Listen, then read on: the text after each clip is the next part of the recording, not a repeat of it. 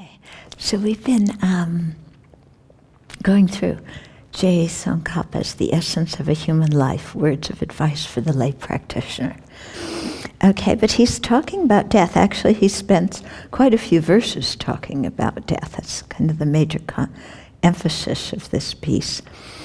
So he's been saying that, to remember that death is certain, the time of death is uncertain, and that without remembering death, we won't create any virtue.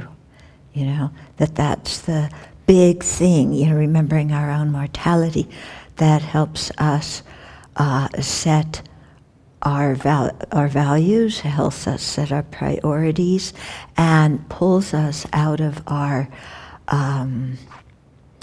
lethargy, our complacence, everything's great. It's not so shiny today, but kinda, at least it's not in the 90s. Life is good. That kind of complacency. So when we remember our mortality, it wakes us up and asks us to question, what's the meaning of our life? Okay? And so he continues here, think therefore upon seeing and hearing of others' deaths. I am no different. Death will soon come. Its certainty is no doubt, but no certainty as to when. I must say farewell to my body, wealth, and friends, but good and bad deeds will follow me like shadows. Okay, so I must say farewell to my body, wealth, and friends. Yeah. It's just one sentence, and some people may look at it and go, that sounds kind of tough. And other people may look at it and go, oh, no problem. But I think it's actually pretty tough.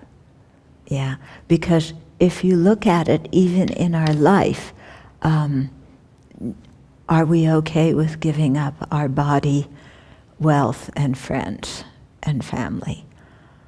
No, we aren't okay with that at all. There's a tremendous sense of possession. These are mine, and I need them. I want them. They're the source of happiness and pleasure for me, and I don't want to give them up. Yeah, and so this is kind of our attitude in life, and then the phenomena of death doesn't give us a choice. It says, whether you like it or not, it's time to give things up. So then, what do? Do we just kind of wait until the moment of death comes and then deal with it then? Or do we practice giving things up now and lessening our attachment now, so that when the time of death comes, then it's not going to be a problem for us? So the great masters say, practice now, yeah, and develop a heart of renunciation now. And here, when we're talking about renunciation, we're not renouncing happiness, Buddhism is not about give up your happiness.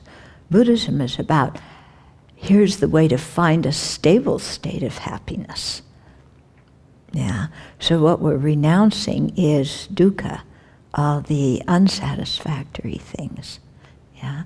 But so much of our problem is that we don't realize unsatisfactory things as unsatisfactory, and instead we think of them as the cause of happiness.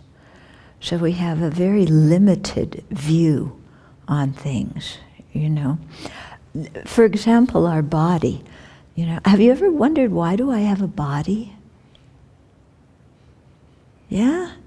It's an interesting question. Why do I have a body? How did I get this body? What does it mean to have a body?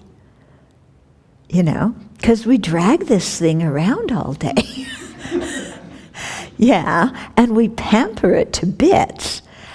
And why do we have it in the first place? so we don't usually ask that question. And if we do, then we just say, well, it's who I am. Kind of, you can't separate me from my body. I am my body. Or it's my body, but I'm union oneness with what's mine. And so, we just assume that the body's always here and that our whole identity is based on this body. And so at the time of death, we have to separate from this body, and the mind goes, who am I going to be if I don't have a body? Because the whole life we've spent with this body. Who am I going to be if I don't have this? And so because of this intense grasping, we want to exist, then if we're losing this body, how to solve the problem? We cling to another one. And so that's what ripens the karma that throws us into another rebirth. Yeah, it's like, can't have this one anymore. Let's grab another one. Not realizing that as soon as we grab another body, then we are putting ourselves in the same position that we're in now, which is living with a thing that gets old and sick and dies. Yeah. Now, of course, most people don't look at the body that way until they get old and sick and come towards death. But when you're young, your body is fun until it isn't, because there's lots of people who get sick when they're young, and the pain that the body can cause and the distress that the body can cause is no joke. Yeah. But we usually see the body as, something just so wonderful. Look, I can go skiing. I can do, what do you call that? You throw the disc, what? Frisbee. Not a frisbee. Well, yeah, throw the frisbee, and the other one that the athletes do in the Olympics. Yeah, the javelin, all those kinds of things. Look what I can do. I can throw this thing so far. This body's fantastic. Or look, I can dance. And I think the latest thing you do when you're dancing, you're doing back bends or something. Look what I can do when I'm dancing. This body is great, And I can do all these fun things with the body and go white river rafting and, But really, is that so much fun? Yeah?